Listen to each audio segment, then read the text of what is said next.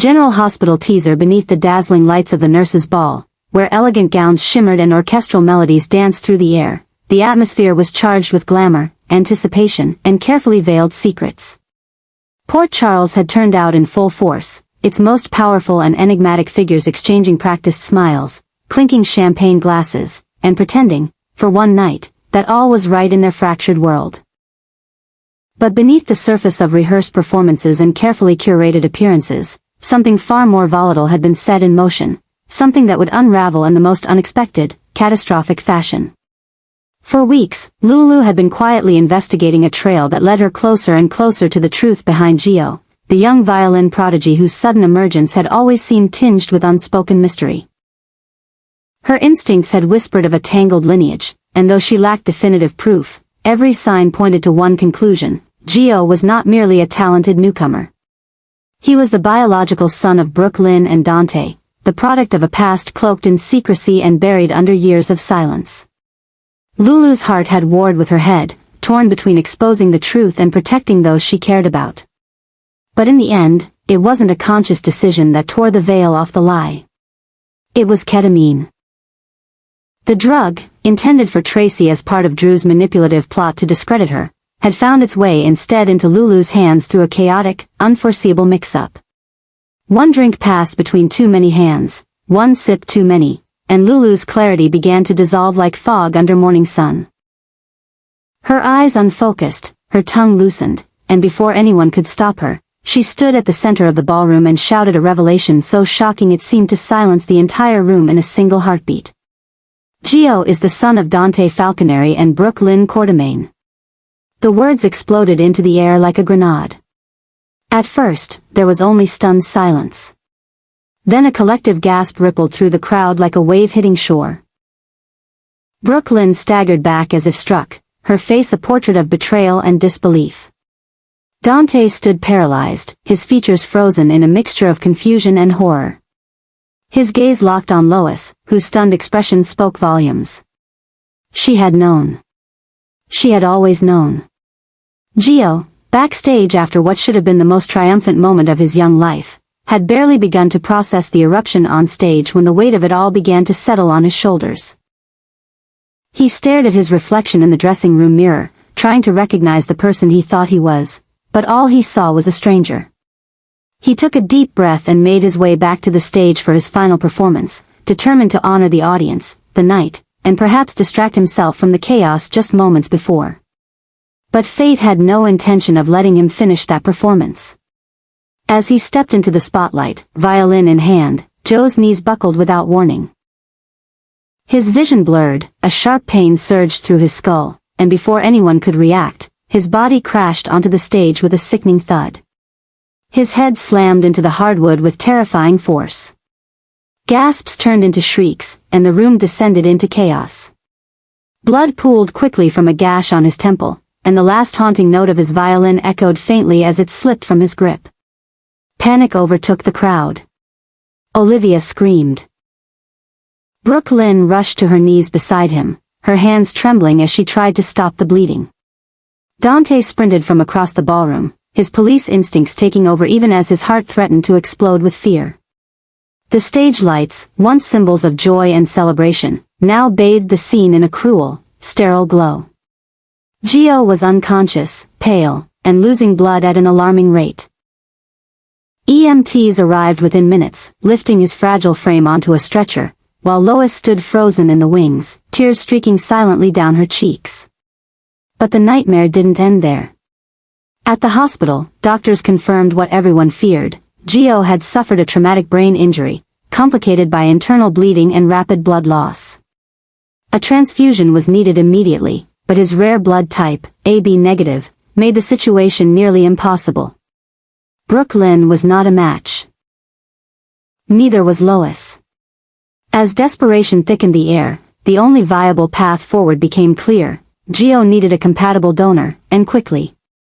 The chances of finding one in time were slim. And then, Lois broke. Shaking, she pulled Dante aside and, with a voice that trembled from the weight of 2 decades of lies, told him the truth that had already been screamed in front of hundreds, but never truly confirmed: Gio was his son. Not metaphorically. Not hypothetically. His blood, his DNA, his child. And that meant there was a chance, one small, vital chance, that Dante's blood could save Joe's life. Dante didn't speak. He didn't ask questions. He simply nodded, turned toward the nurse's station, and demanded to be tested. Moments later, when the confirmation came that he was indeed a match, he didn't hesitate. As his blood flowed through the fore into the boy he had just learned was his own, Dante sat silently, every beat of his heart now echoing through the veins of a son he had never known. Meanwhile, outside the operating room, Brooklyn collapsed into Olivia's arms, racked with sobs of guilt and fear. She had tried to protect Gio, she told herself that keeping the secret was for his own good, but now, all that remained was the damage of silence. Lulu sat nearby, her face pale and expression haunted, still reeling from what she had unleashed in her drugged haze. Across the hall, Lois stared through the glass with vacant eyes, knowing that the lies she carried for so long had almost cost her grandson his life. Hours passed in torturous silence until the surgeon finally emerged. Gio was stable. The transfusion had worked. The operation had stopped the bleeding. The boy who moments ago had teetered on the edge of death was now clinging to life by the thinnest of threads, but he was alive. And so, the curtain closed on the nurse's ball. Not with applause or encores, but with truth exposed, relationships shattered, and a family forever changed. Gio had survived, but nothing about his world, or the world of those who loved him, would ever be the same again. He was rushed to General Hospital in a critical condition, sirens blaring, lights flashing like an ominous heartbeat signaling the urgency of what was unfolding. EMTs worked furiously in the back of the ambulance, stabilizing what little they could. Oxygen mask pressed to his face, gauze packed hastily against the bleeding wound on his head, and a blood pressure reading that kept plummeting with every passing second. Joe's body, once brimming with life and talent mere minutes before, now lay motionless on the stretcher, barely clinging to consciousness. Time had become the enemy, and everyone knew it. As the hospital doors burst open, a trauma team was already assembled, led by Dr. Randolph, whose expression shifted instantly from professional composure to alarm when he saw the blood-soaked linen and the young man who lay beneath it. A CT scan quickly revealed the worst. Gio had suffered a traumatic brain injury, with signs of swelling in the frontal lobe and subdural hematoma that needed to be evacuated immediately. But that wasn't all. He was also losing blood at an uncontrollable rate due to a deep arterial rupture near the scalp.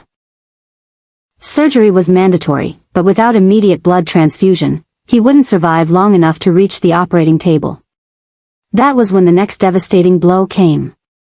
As the attending physician called up the hospital's blood bank, the reply was chilling. Joe's blood type was AB negative, one of the rarest in the population, present in less than 1% of people.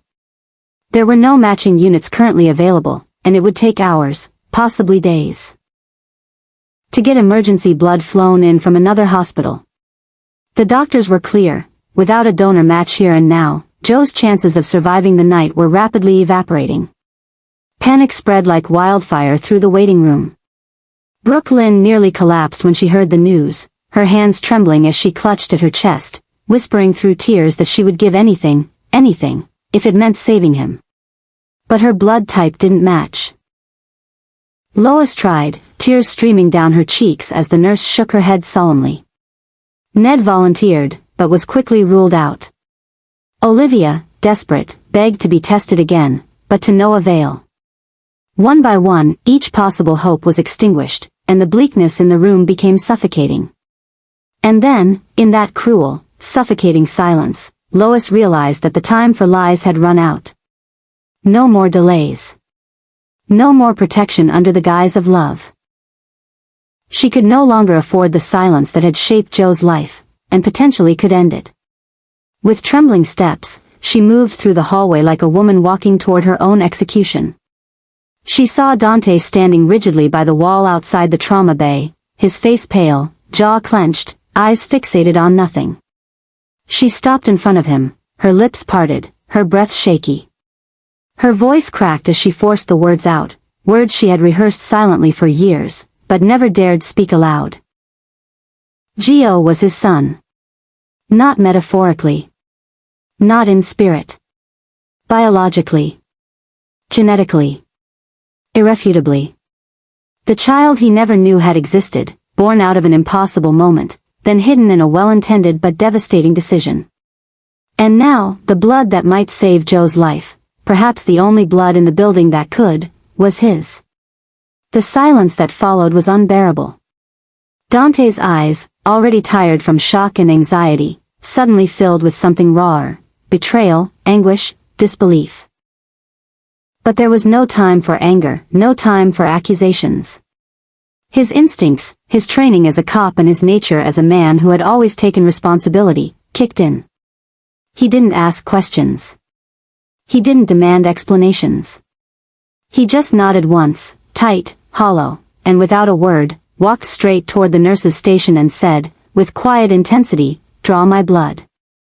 Brooke Lynn, watching from across the hallway, let out a sob that tore through the air like a siren.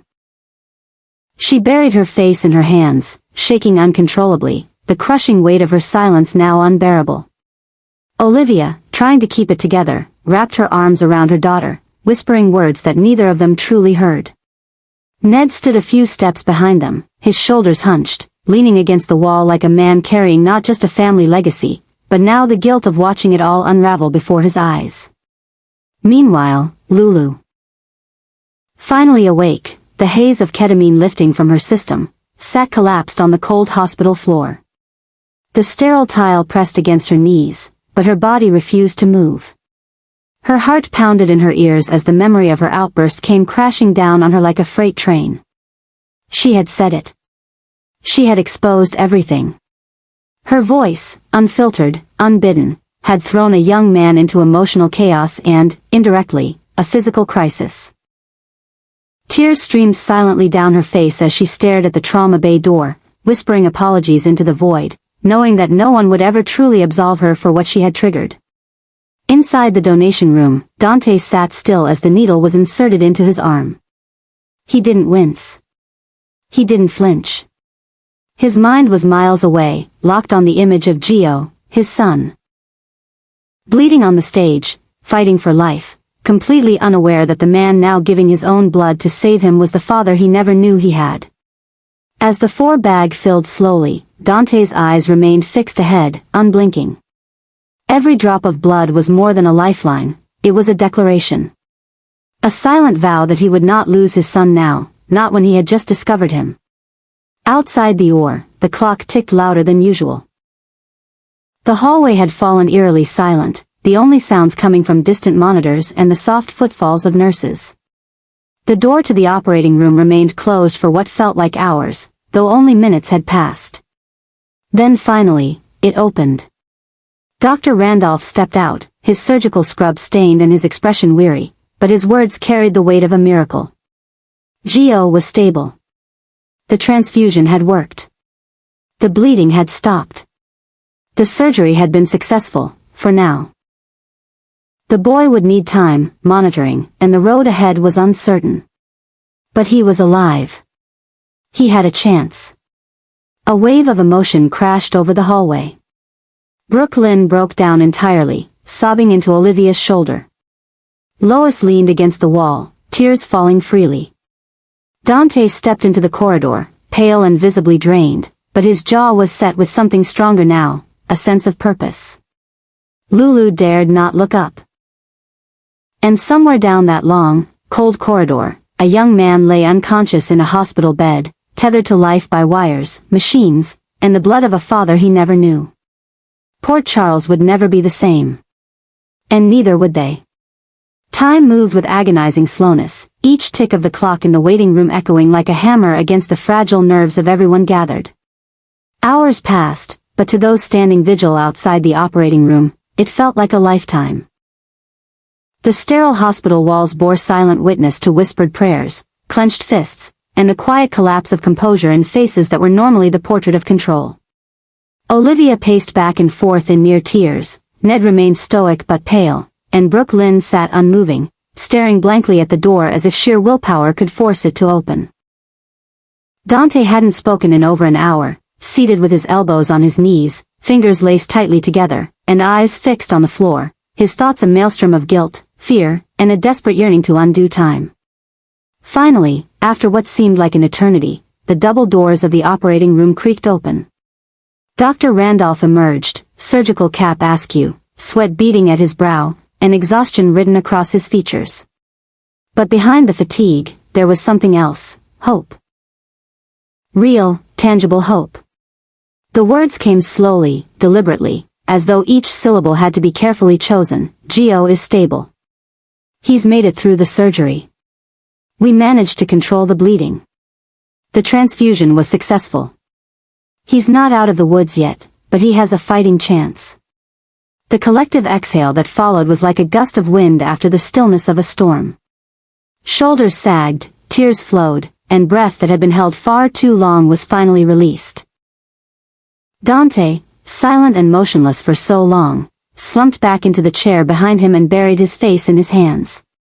His chest heaved, not with sobs, but with the kind of raw, guttural relief that only comes after standing at the edge of the abyss and realizing, for just one moment, that fate had shown mercy. He had saved his son, a son he had only learned existed mere hours ago. And yet, in those hours, he had bled for him, fought for him, and now would carry him forward in a way he had never imagined. Across the hall, Brooke Lynn rose on trembling legs and made her way toward Lois. Her steps were slow, almost reluctant, as if each one took more courage than the last. When she reached her mother, she said nothing. There was no outburst, no accusation, no desperate plea for an explanation. Only a long, silent gaze filled with something deeper than anger, disappointment. The kind of disappointment that comes not from one betrayal, but from years of knowing, deep down, that something had always been missing. Lois didn't try to defend herself. Her eyes glistened, but she didn't look away. She accepted the weight of that look like a penance finally paid, her silence now more deafening than any confession could have been. But the reprieve was short-lived. News of Joe's parentage exploded across Port Charles like a wildfire fueled by scandal and secrecy. It started with whispers in the hospital corridors, then phone calls, then the inevitable posts on social media. Within hours, the entire town was ablaze with speculation and disbelief. At the heart of it all stood a young man still unconscious, unaware that his life story had become the latest headline in a town that thrived on revelation and ruin. Sonny, upon hearing the news from Olivia, wasted no time in rushing to the hospital. He arrived not as a mob boss or a patriarch, but as a grandfather, shell-shocked, wide-eyed, and haunted by the knowledge that he had a grandson he had never even met. His gaze locked with Dante's across the waiting room, and for a moment, neither man spoke. No words could fully encompass the tidal wave of emotion crashing between them. Sonny placed a hand on Dante's shoulder, not a gesture of comfort, but of solidarity. A silent acknowledgement that this family, fractured as it was, had just gained a new branch, even if the roots had been buried in shadow. Harrison Chase, meanwhile, found himself caught in a web of conflicted emotions. His connection with Brooke Lynn had always been genuine, albeit complicated, but now everything he thought he understood had shifted.